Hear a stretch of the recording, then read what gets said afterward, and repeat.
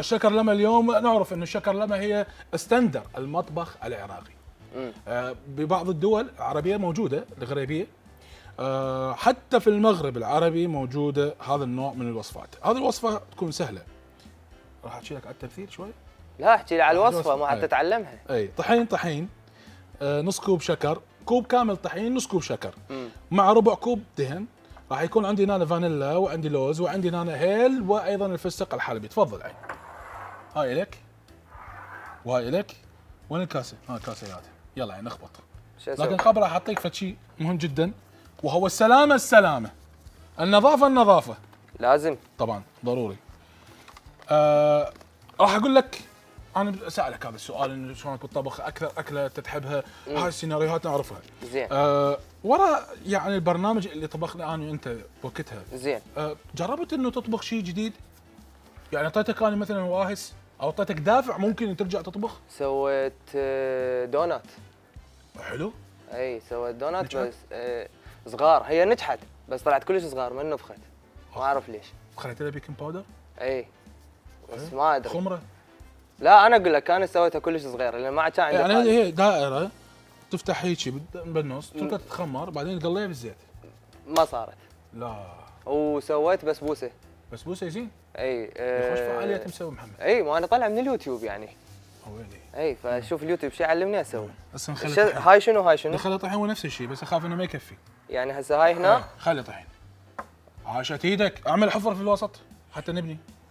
يلا عاشت ايدك. يلا هسه شو راح نسوي؟ راح نخلي شكر. اني خلي اوكي يلا كلش حلوه هاي راح تصير.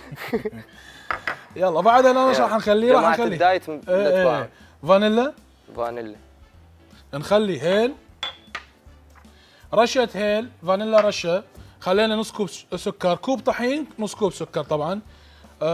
هسه انا الشكر لما اليوم راح اسوي بطريقه كلش حلوه انه راح اخلي بيها فستق حلبي صحاح كبار. تفضل بس مو تخلي كله دير بالك. بعد كافي. ضغط على هاي. لا كافي حتى لا يصير اوفر. اوكي. وبعدين بالعجن شويه ضوجنا. راح اشيل هذين الحبشكلات بعد ما اريدهم الاشياء. هسه شو راح تسوي محمد؟ شوف انا شو راح اسوي يعني. انا راح اخلي شويه طحين هنا على اساس انه انا مسوي نفس الوصفه مالتك. زين. اسوي هيك. شكر لما حتى تنجح لازم تفركوها بهالطريقه اللي يسويها محمد. دو از اي دو. اي دو.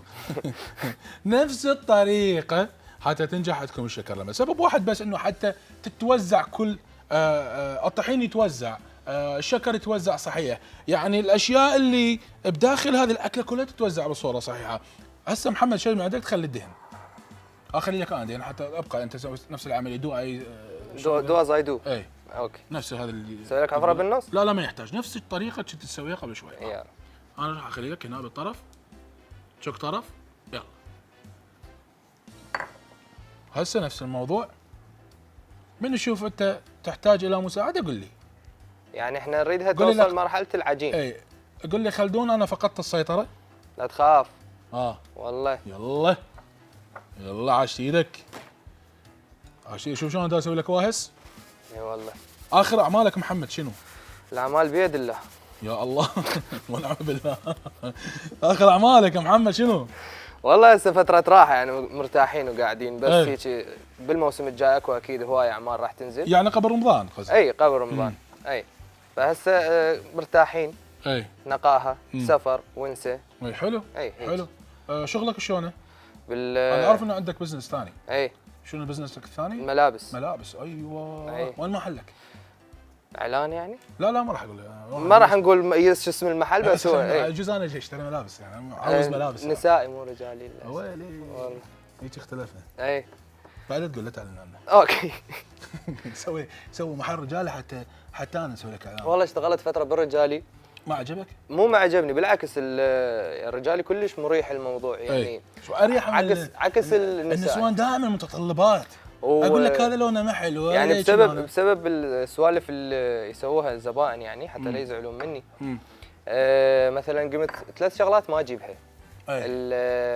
موديلات الحمل وموديلات الصداري مال المدرسه. ما يتصدر من المدرسه. وبعد هاي مال التخرج.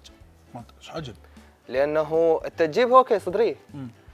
لا اريد هذا مو نيلي، اريد الخيط ابيض. اولي يعني يابا مو خياط، انا مستورد من ملابس. فقمت ما اجيب هاي الاشياء لانه مثل ما قلت متطلبات وشروطهم تعجيزيه بهاي الاشياء يعني.